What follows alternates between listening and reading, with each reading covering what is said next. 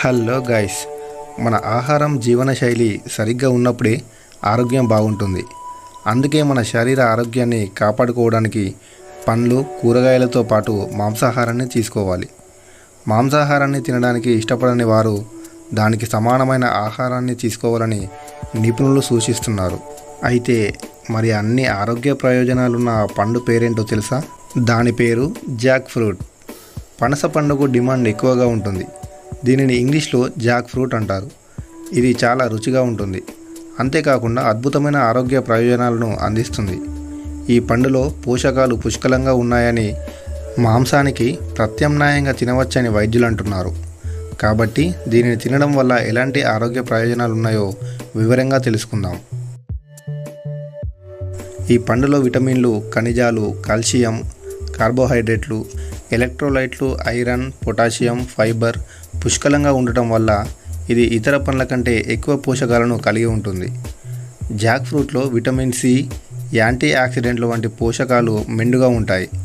దీంతో డయాబెటీస్ వంటి వ్యాధుల నుంచి రక్షణ లభిస్తుంది. అలాగే పనస పండులో తక్కువ గ్లైసెమిక్ సూచిక ఉంటుంది. ఇది రక్తంలో చక్కెర స్థాయిలను నియంత్రించడంలో సహాయపడుతుంది. గుండె ఆరోగ్యాన్ని కాపాడుకోవడానికి పనస పండు సహాయపడుతుంది. దీనిలో పొటాషియం, ఫైబర్ వంటి పోషకాలు ఎక్కువగా ఉంటాయి. పనస పండుని మితంగా తీసుకోవడం వల్ల అధిక రక్తపోటు నియంత్రణలో ఉంటుంది. ఈ పండు అధిక రక్తపోటును నియంత్రించడమే కాకుండా గుండె సంబంధిత ఇతర ఆరోగ్య సమస్యలను నివారిస్తుంది. ఈ పండులో ఫైబర్ పుష్కలంగా ఉంటుంది. ఇది జీర్ణ వ్యవస్థకు సంబంధించిన సమస్యలను తగ్గించడంలో ముఖ్యమైన పాత్ర పోషిస్తుంది. జాక్ ఫ్రూట్ను క్రమం తప్పకుండా తీసుకోవడం వల్ల జీర్ణక్రియ మెరుగుపడటమే కాకుండా మలబద్ధకం సమస్య దూరం అవుతుంది. అలాగే ఈ పండులోని యాంటీ ఆక్సిడెంట్ లక్షణాలు శరీరంలో ఫ్రీ రాడికల్స్ను వ్యతిరేకంగా పనిచేస్తాయి. మన శరీరంలో క్యాన్సర్ కణాలు ఏర్పడకుండా నిరోధించడంలో సహాయపడతాయి. అయ్య బాబాయ్, పనస పండులో ఇన్ని ఆరోగ్య ప్రయోజనాలు ఉన్నాయా? పనస పండులో ఇంత విషయం ఉందని తెలియక ఇన్ని రోజులు బావా అబ్బే అని తినకపోతుంటి. దీనితో పాటు కాకరకాయ కూడా అంటే ఇష్టమే, కానీ అంతగా ఇష్టం కాదు. కానీ ఇప్పటి నుండి ఇష్టం.